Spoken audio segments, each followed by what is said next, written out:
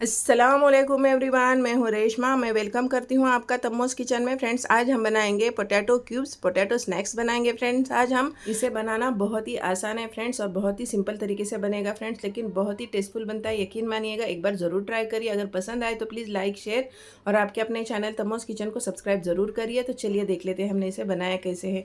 हम लेंगे आलू। मैं यहाँ पर 3 आलू ले ली हूँ ये साइज़ के, और इसे हम इस तरह से कट कर लेंगे। पहले 2 हिस्सों में, फिर इसके हम और 2 हिस्से कर लेंगे, यानी 2 भाग कर लेंगे। फिर इसे मैं आड़े में एक बार काट लूँगी, ये देखिए इस तरह से। फिर एक बार और हम इसे काटेंगे, और इसके ना ज़्यादा मोटे और ना ज़्यादा पतले हम क्यूब्स बना लेंगे। ये देखिए इस तरह से हमें इसे काट लेना है। मैं और एक बता देती हूँ आपको, जो पतला हिस्सा है मैं साइड में हटा देती हूँ, और बीच के हिस्से मैं इसमें ले लूँगी। ये देखिए, तो हमने सारे पोटैटो क्यूब्स में काट लिए हैं, और ठंडे पानी में डाल रहे हैं फ्रेंड्स। एक बाउल में हमने फ्रिज का ठंडा पानी डाल कर रखे थे, और उसमें इसे डाल दिए हैं।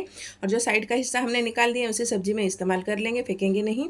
हम इसे रखेंगे 5 से 10 मिनट के लिए। मैं यहाँ पर 6 मिनट ही रख रही हूँ फ्रेंड्स, ज़्यादा वक्त नहीं है। 5 से 6 मिनट भी रख दीजिए। अगर वक्त है तो 10 मिनट ठंडे पानी में डालकर रखिए। और एक तपेली में हमने पानी गर्म किए हैं। पानी अच्छे से गर्म होना चाहिए फ्रेंड्स। पानी हमारा खौलने लगा था, यानी कि बॉईल होने लगा था, तब हमने इसे नीचे उतारे। 1 टेबलस्पून इसमें नमक डाल दिए, और इसमें डाल दिया हमने पोटैटो। 1 टेबलस्पून नमक ऐड करना है, फिर पोटैटो क्यूब्स डाल देना है, और इसे ढक्कन कवर कर कर हम 5 से 6 मिनट के लिए फिर से छोड़ देंगे। और यहाँ पर हमने 6-7 मिनट बाद निकाल लिए हैं फ्रेंड्स। अब कॉटन के कपड़े पे डाल दिए हैं। अच्छे तरीके से इसे हम पहले ड्राई कर लेंगे, यानी थोड़ा सूखा कर लेते हैं। ये देखिए इस तरह से। अब इसे हमने पोंछ कर एक बाउल में फिर से डाल देना है। अच्छे तरीके से साफ़ कर लीजिएगा फ्रेंड्स। तो हमने आलूओं को साफ़ कर लिए हैं कॉटन के कपड़े से। अब इसमें हम डाल देंगे 1/2 टीस्पून से थोड़ी सी ज़्यादा ब्लैक पेपर पाउडर, और इसे हम हाथों से बिल्कुल नहीं मिक्स करेंगे फ्रेंड्स। इसी को इस तरह से घुमाकर जो बाउल में डाले हैं, चाहे तपेली में डाल दीजिए, प्लेट में, उसी से आपको इसे अल्टी पल्टी करते हुए मिक्स कर लीजिए। फिर इसमें हम डाल देंगे कॉर्नफ्लावर 2 टेबलस्पून, फुल भरकर नहीं, थोड़ा सा डाली हूँ।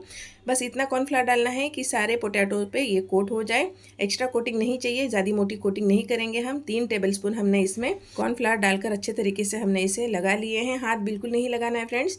जिस बाउल में लगाए ना उसे थोड़ा सा अल्टी पल्टी कर दीजिए, ऐसे मतलब हिला दीजिए तो अच्छे से लग जाएगा। फिर एक झारा लीजिए, और उसमें एक्स्ट्रा जो कॉर्नफ्लावर होगा निकाल लीजिए थोड़ा सा छान कर, और फिर एकदम गरम तेल होने देना है।